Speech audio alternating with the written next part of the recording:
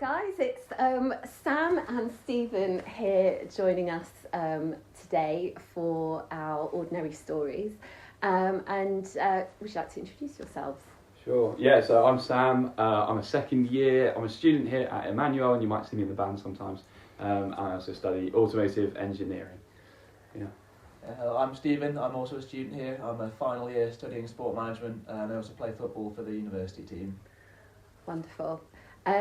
So we're here to talk about what difference God has made in your lives. And who would like to start the conversation? Yeah, I'm happy to. Yeah, go for it. Yeah, of course. God is good, firstly, without a shadow of a doubt. So one of the other responsibilities I have alongside university is I'm the Vice President for the Christian Union, and so naturally quite involved in a lot of outreach and things and a lot of evangelism. And I think just some of the ways that I see God being good is just His provision for that. We pray a lot every single week for people to come to know the Lord, people to come along to events and things, and naturally it's so great when that does happen, and consistently, throughout, in dependence on prayer, we have seen God work in countless ways. He has provided for us when we've needed things like finances and venues for events and things like that, and ultimately He has brought lots of people to come to know the Lord, and also spurred real conversation across campus. We're very much a real presence on campus, so that's really great. It's such a blessing to be a part of and to see God at work in. So I've been quite a few years out of university, and people who are listening to this might think, surely the young are over with religion. Surely, they're done with God. They've moved on, right? You're living this every day at university on the campus. What can you say to that? Yeah. Quite the opposite actually, because it's a time in life when people they're not too sort of defined as a person, and at university people are really open to new things and new experiences.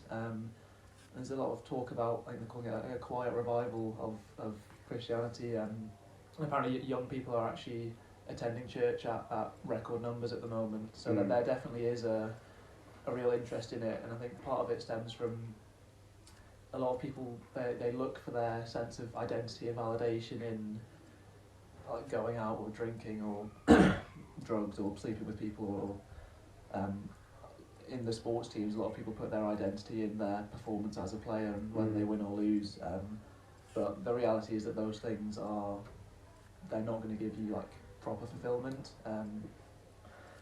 so the one way to actually have a true sense of identity and purpose is through faith in God and what He has done on the cross. Much bigger than yourself.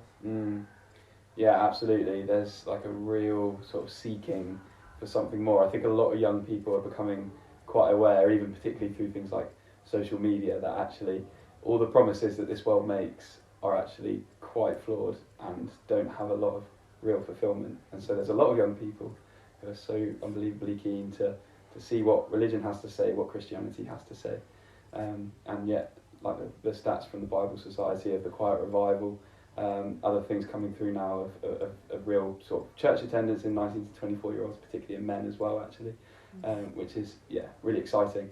And I think ultimately the truth does lie in Christianity, so it's so exciting that people are turning more towards that.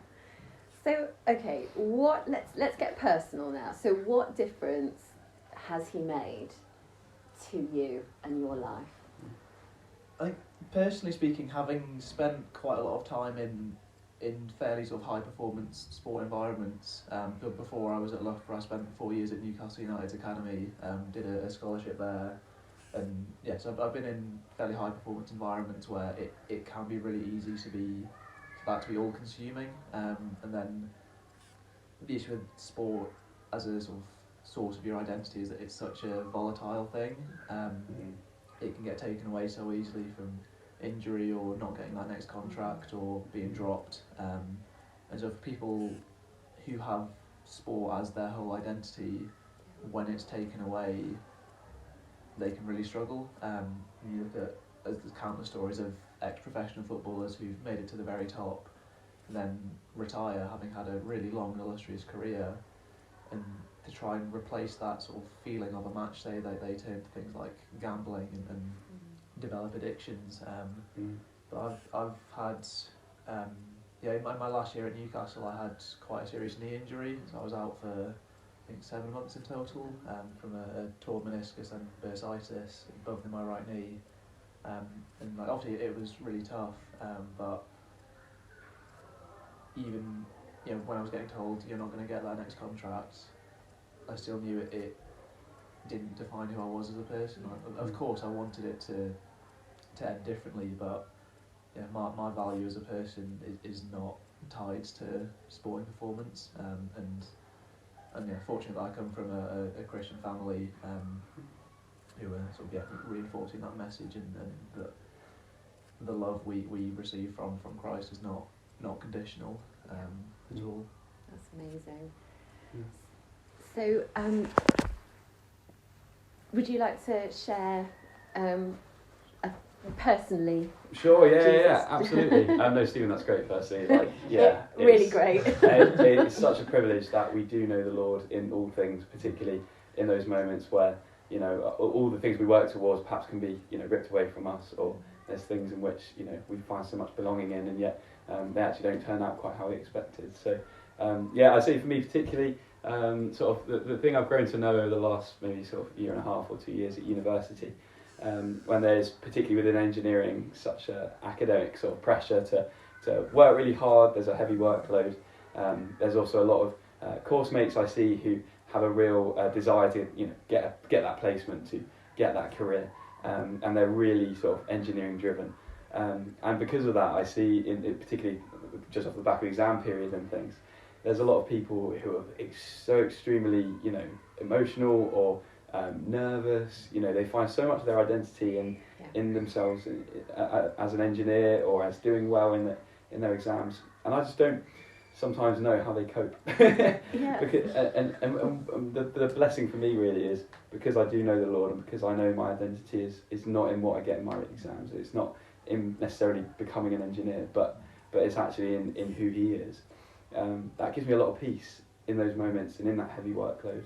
That gives me a lot of just real sort of joy in the things that I'm doing, knowing that ultimately I've got this opportunity to understand His creation better, but actually it's not gonna necessarily define who I am because I am in God. And so that's that sort of peace that I can take into exams and things is such a blessing, and it makes, I think, life just so much better. So that's where God's been really good to me recently, I think, and just being able also to sort of reassure mates and say that it's okay. Like, if it goes well, if it doesn't go well, it'll all be okay. Yeah. Oh, that's me. I wish I'd had you at university telling me these things.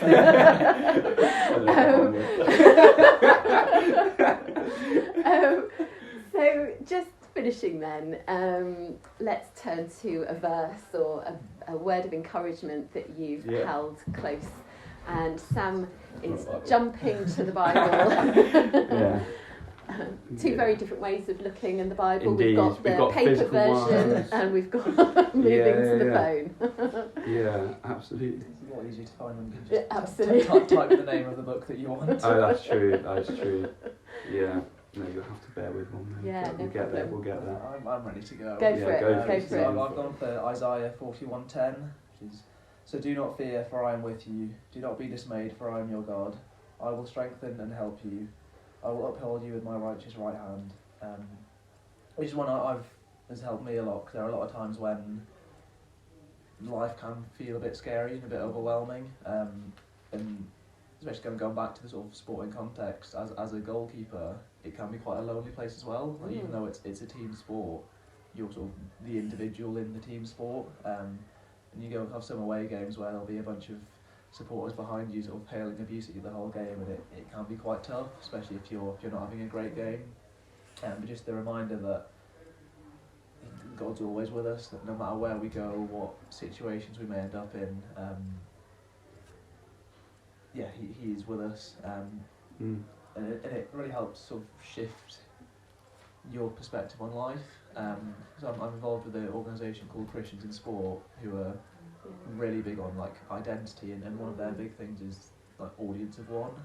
That the person we're playing to, I don't know if impress is the right word, but we're playing to glorify God, and that actually doing our sports and using the gifts that God has given us is a form of worship. Just in the same way as singing in church or being on the band like Sam is. And so being able to sort of shift your perspective from, right, I have to do this, I have to play well because that is me as a person, to God's already paid the price for my shortcomings, and he's given me this gift that I get to use for him, especially in an environment, especially at university, where the university sport environment isn't necessarily the most Christian. So being able to go into that environment as a witness and sort of be willing to stand out, it certainly can be difficult. I remember when I first came to university, the thought of socials and things was quite a scary one. But actually getting to know my teammates, and as we mentioned earlier, like people at this sort of age are quite open to conversations about the gospel, sometimes slightly more so if they've had a little bit to drink, and actually just being there, being a witness and standing firm, but also being able to support each other, is really, really helpful to know.